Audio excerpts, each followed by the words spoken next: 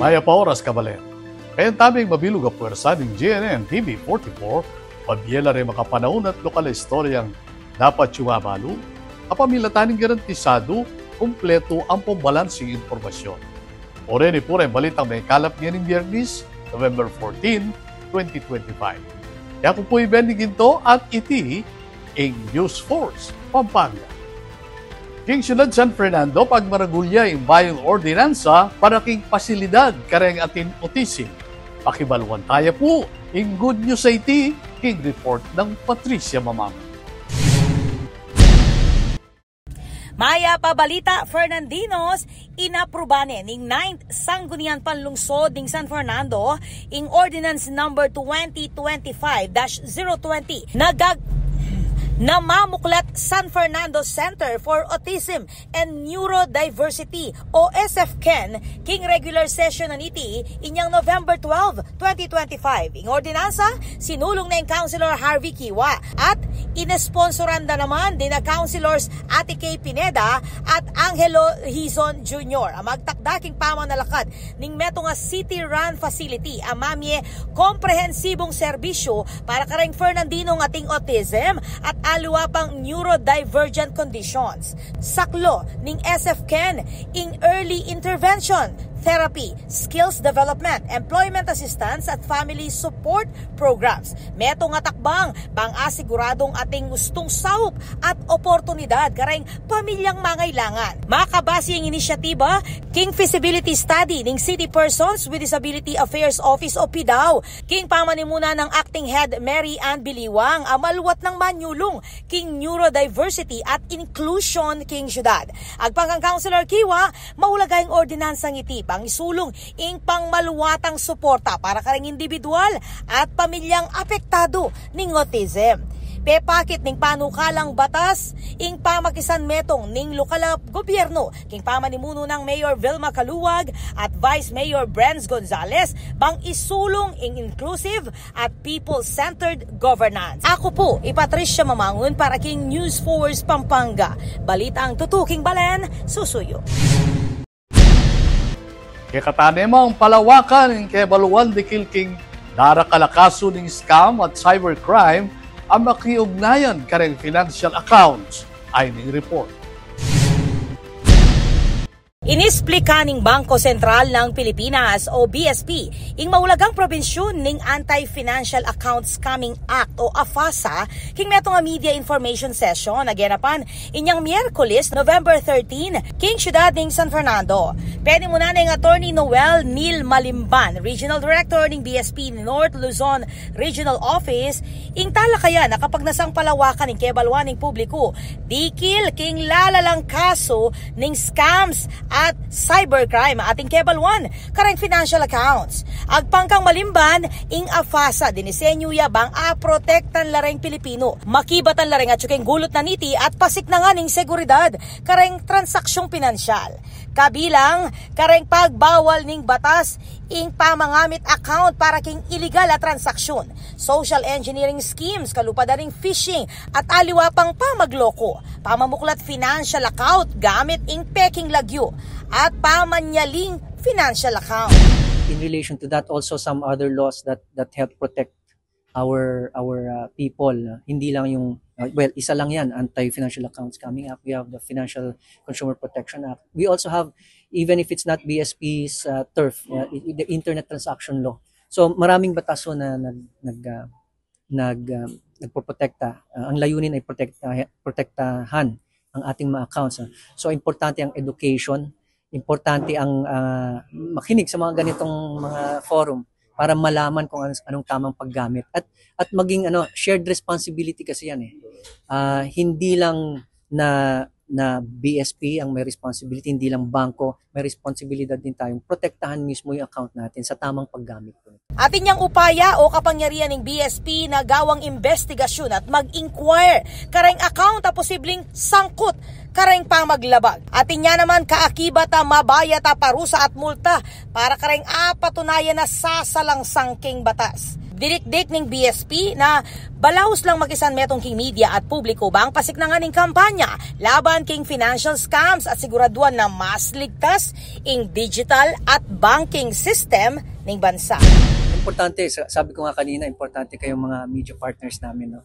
Kasi kayo yung mga nakapag-explain sa publiko kung ano ba talagang ginagawa ng BSP. Kasi kung magre-rely lang kami sa mga releases namin, very technical kasi siya eh. No? So kayo, media friends namin, ang laymanize ng mga technical terms. Yung kwento na ikukwento niya sa tao yan. Ninyo na ikukwento niyo sa tao. No? Kasi kayo yung may kilala sa audience ninyo, di ba? Especially dito sa region. Hindi naman sa lahat ng region kilala namin kumbaga ang pagtanggap ng information eh. Kayo mga nakakilala sa mga tao dito. Ako po, Patricia Mamangon para king News Force Pampanga. Balita ang tutuking balen. Susunod. Megsilbilang hurado rin pilang miyembro ng Pampanga Press Club tinggen pa na Division Secondary School Press Conference.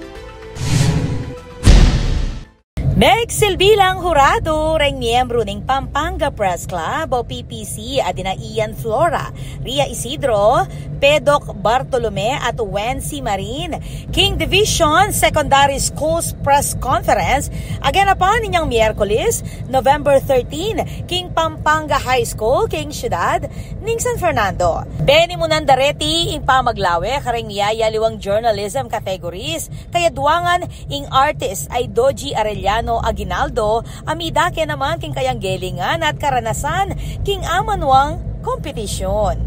Payabot nemang pasalamat ing PPC king pamagtiwala at pamikatago na makapagsilbi bang pasik na nga ning campus journalism king lalawigan. Ako po, Patricia Mamangon para king News Force Pampanga. Balitang totoo king balen, susunod. Atin pang mga paling balita king pamagbalik ning News Force Pampanga.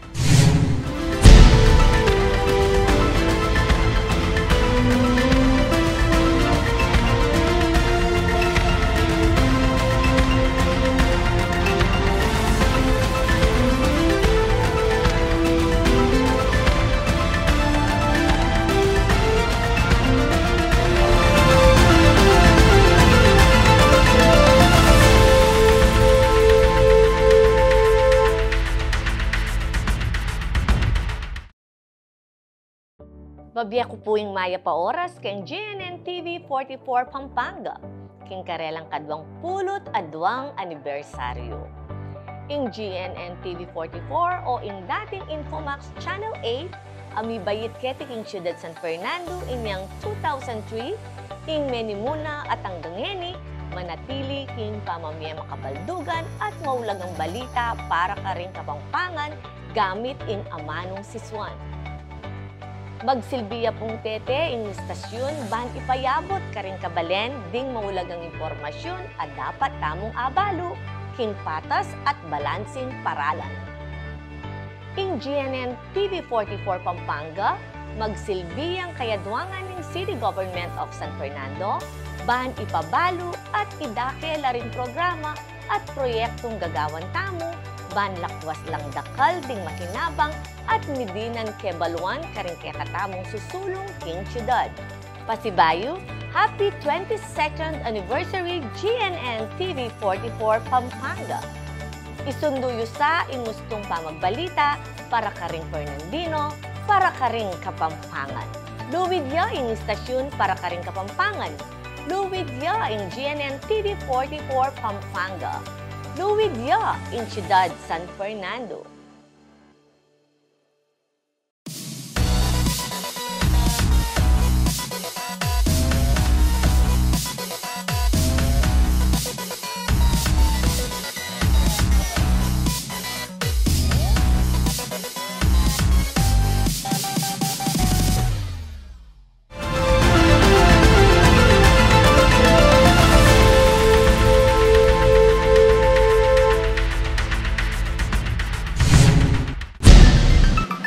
Dini pa rin balitang dapat tamong tutukan.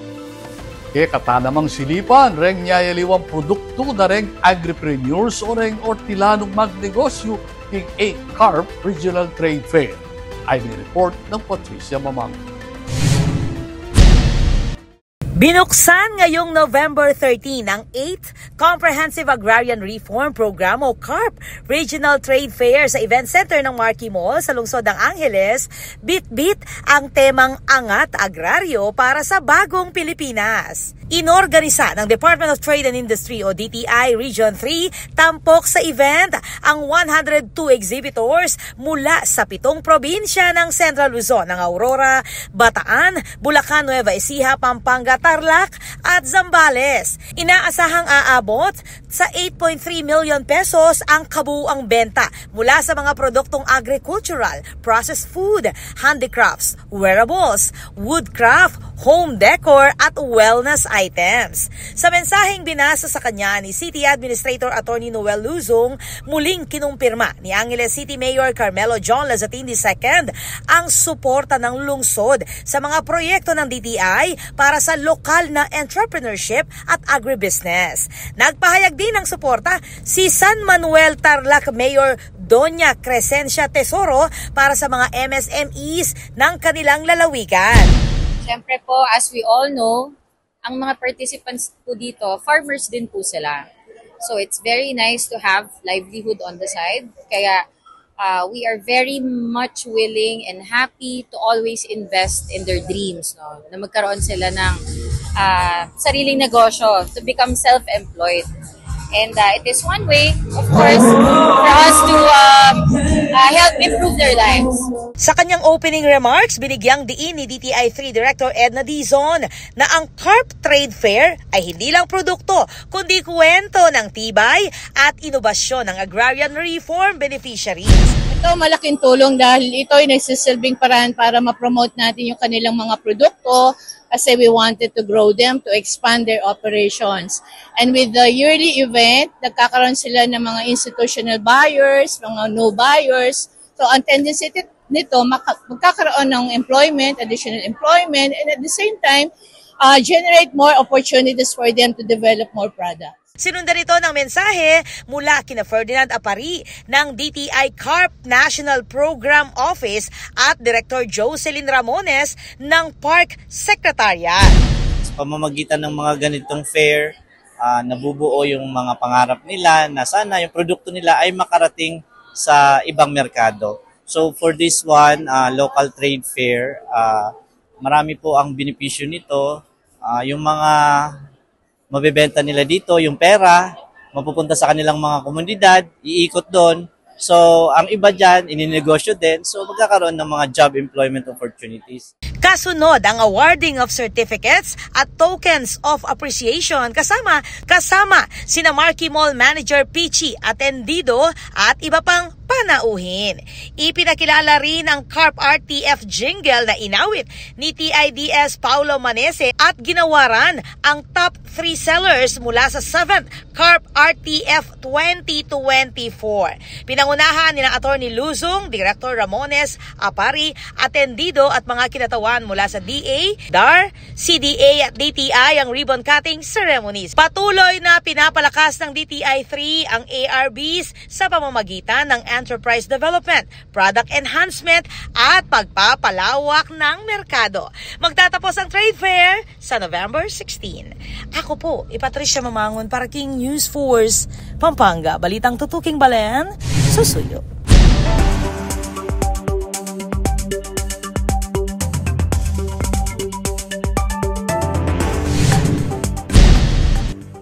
Kaya katamang pakibaluan ng bilining panahon king lalawigan, kilo ng 24 oras. Sa lukuyan niyang mamapekto king Visayas at Mindanao ng ITCZ o Intertropical Convergence Zone. Inya naman makaranas malulam at mga sikanauran at sangkaning albong karing mababang lugal. Samantala king extreme Northern Luzon, mamapekto naman ing Northeast Monsoon o ingaying amihan at asahan ng mainang pamanuran in Batanes Islands. King Central at taliwang parte ng Luzon. Localized thunderstorms ing mapapekto inya naman may na at paminsan-minsan pamanuran ing asahan. Ala na mga kakiting pag-asa na paparatang low pressure area kilubat luwal ng Philippine Area of Responsibility.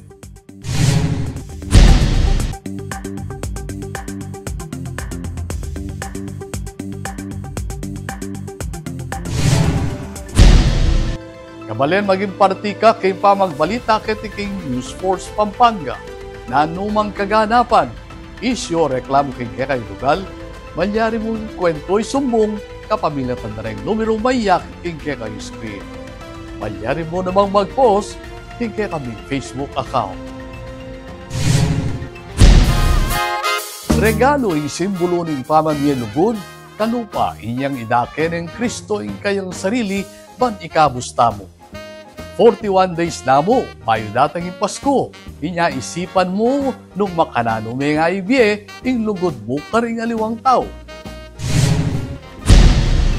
Panalakaran ng News and Public Affairs Team ng GNN TV44, ingadinan kayong mata sa kalidad ng lokal na pamagbalita bilang panatang serbisyo karisam ng Kapampangan. Ahil ba nyo lang yan ng Biyernes, Rene Calapa Istorya, iketikong probinsya. Ako po'y Benny Ginto at ini ang News Force Pampanga. Balitang tutu, Timbalen, susunod.